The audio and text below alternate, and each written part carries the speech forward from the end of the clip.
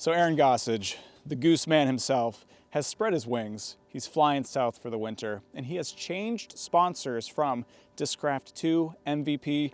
Gone are the days of the Aaron Gossage Raptor. Here are the days of the Aaron Gossage Reactor. MVP is very popular, slightly overstable mid-range, now in the all-new Project Lab Coat white rim. Doesn't change the flight, just a cool little aesthetic change. I love the Reactor. It's an awesome mold. Should be a fun one. Let's go hit the course. So I have not played disc golf in nearly the entire month of January. It's been at least 3 weeks, which is crazy, at least for me. I'm gonna be freaking rusty today. And that was partly because obviously we have a bunch of snow now, which is a huge bummer. But also I've been sick for nearly the entire month of January. I had the flu and COVID on separate occasions in January. It was absolutely miserable. Terrible month for me, but we're back in the saddle on the course. Some kind soul has uncovered the tee pads, which is awesome. We're gonna start here on a 295-foot par 3. It's a hyzer, finishes off to the left, but you gotta start it out pretty straight first. We also got a neutron reactor here. Reactor has the numbers 5.5, -0.5, 1.5 fade. So Phil's kind of a similar space to the Hex. Hex is a little bit straighter than the Reactor. Oh boy, beating it in already. So I'm probably gonna be pretty rusty, probably gonna be liable for some shanks, so don't judge me today. Let's see if I remember how to throw a disc. We threw that low, but oh, we smashed that tree. All right, that's gonna be my warm-up rust buster mulligan. So we're gonna do one more here. Also, I did not bring a towel, which is a huge fumble on my part. Ooh, that's got some overstability. I like that though, nice glide getting over there. That's gonna set us up probably edge of circle. So yeah, about edge of circle short because I put 0 juice on that disc, but it had the overstability to carry us nicely to the left like we needed. Oh boy, the post-sabbatical putt is probably gonna be worse than the first post-sabbatical throw.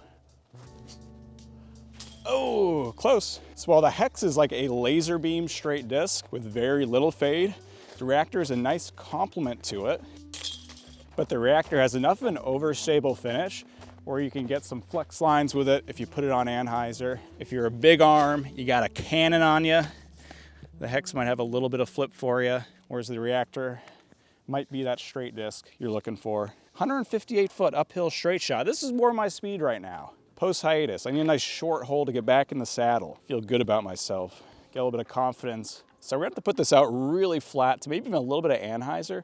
Probably just flat though, and just maybe a little bit to the right. Had the fade carry us over. And I did not put that out to the right. You can see that overstable finish. Let's throw the neutron reactor here too, just for comparison's sake. This one's not very beat up. These are both about max weight. So this should be a good representation of a nice neutron reactor. That's more what I was trying to do. That's gonna be great. That can go in. Nope. It's gonna be inside circle though. So we got neutron right here, tap in. Our Proton Goose man, oh, it's over here. I will say the Project Lab Coat with the white rims, a little bit of a troll by MVP to release this in the middle of winter where it's very white outside. About a 50% chance I lose this disc today, never to find it again. And it's like 20 degrees out right now. It's freaking cold. I'm gonna be real with you guys. I am pretty much the biggest fair weather golfer there is. I'm a big winter hater in general. Grew up in the great state of Maine where it's winter for half the year. Was hoping I'd escape it here in Missouri. But you know, we still got a little bit of snow. Not as bad as Maine, 434 foot, par 4. Gotta get out the gap clean. Gotta put it on anhyzer because we gotta finish out to the right. Yeah, anhyzer, oh, it's holding it beautifully, coming out at the very end. Really nice. All right, we're busting the rust, guys. First shot I feel good about. Now the Gooseman MVP marriage is kind of a weird one. Not a relationship that I had on my bingo card. I feel like it's a big departure from the Simon Eagle branding that MVP has been really leaning into over the past couple years. But I really like Aaron Gossage. He's a great player, you know. Hoping he gets a big win at some point. But this set us up in a great spot here, straight away. Basket's on a hill. We're gonna go putter here. Erica Stinchcombe Praxis, I've been wanting to bust out. We're gonna throw that here for this upshot. Bend it to the right. Oh my goodness, just gave it no height. That's okay. We got a putt there. We had right line, wrong height for the Praxis here. Oh, let's see if I can actually prop myself on this hillside here. And I was just checking out Disc Golf Deal USA's website. They are this channel sponsor. They got a bunch of reactors in stock right now. You can pick up a Project Lab Coat stock stamp reactor with the white rim on pre-order right now. In stock, they have Neutron Fission, Prism Proton, which is kind of a unique one. And you can use my affiliate link in the description below to get 10% off your entire order. Whatever you order, doesn't matter, you get 10% off using my link. Pretty sweet deal. Go check it out. Now we got a 238-foot par 3 uphill tunnel shot. We're gonna do some escalating stabilities here to really compare the Reactor to the other MVP mids. So we're gonna start with the Hex. That's their straightest mid-range, has a little bit of flip to it. Yeah, see a nice flip up. Again, I didn't give it enough height. I'm not giving these any height today, but you saw a nice straight flight with a little bit of flip up. Next, we're gonna go Neutron Reactor.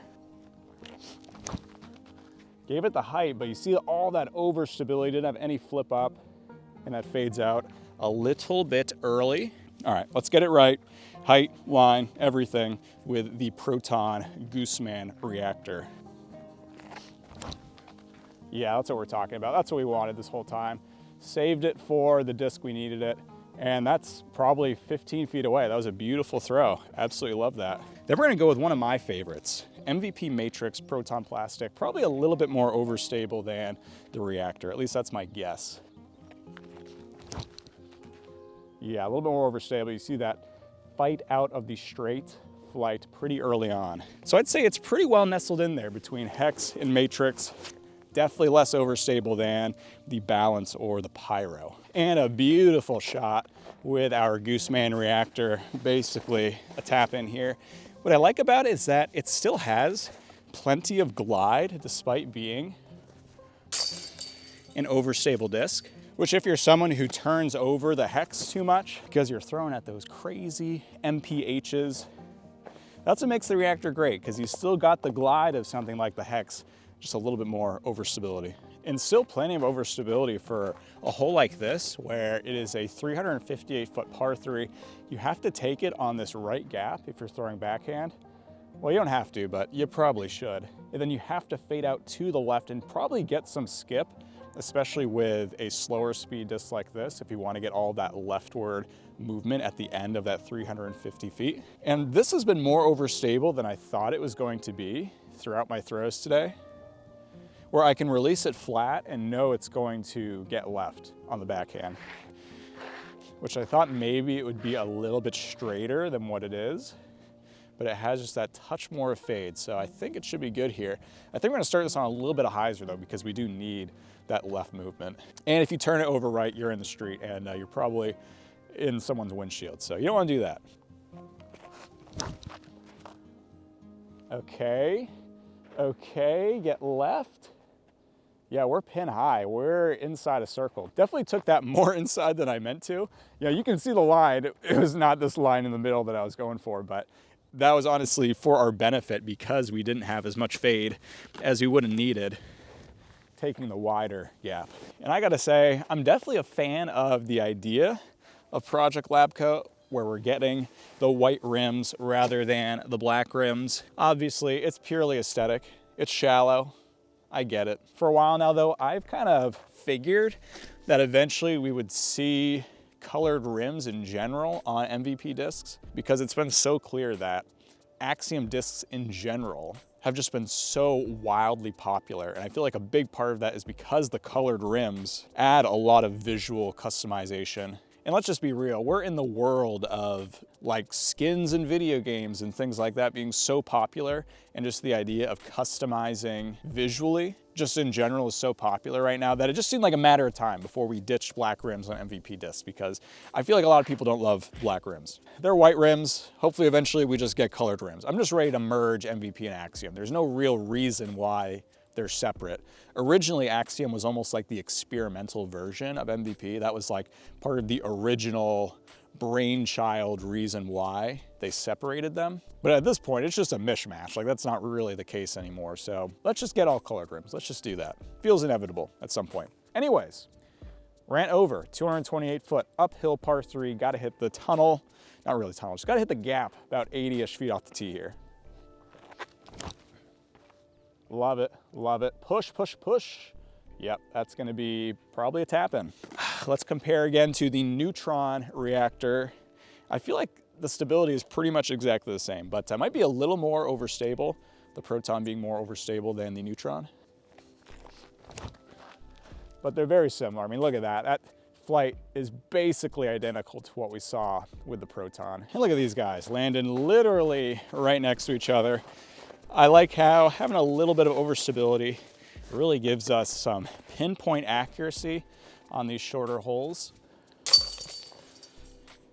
because you don't have to worry about any sort of flip up. You get that consistent fade off of the hyzer. And here's the thing, guys. We are closing in on 4,000 subscribers to the channel. So if you have not yet joined the Fajita family, go hit that subscribe button. It's time. It's time to join. We're closing in on 4K.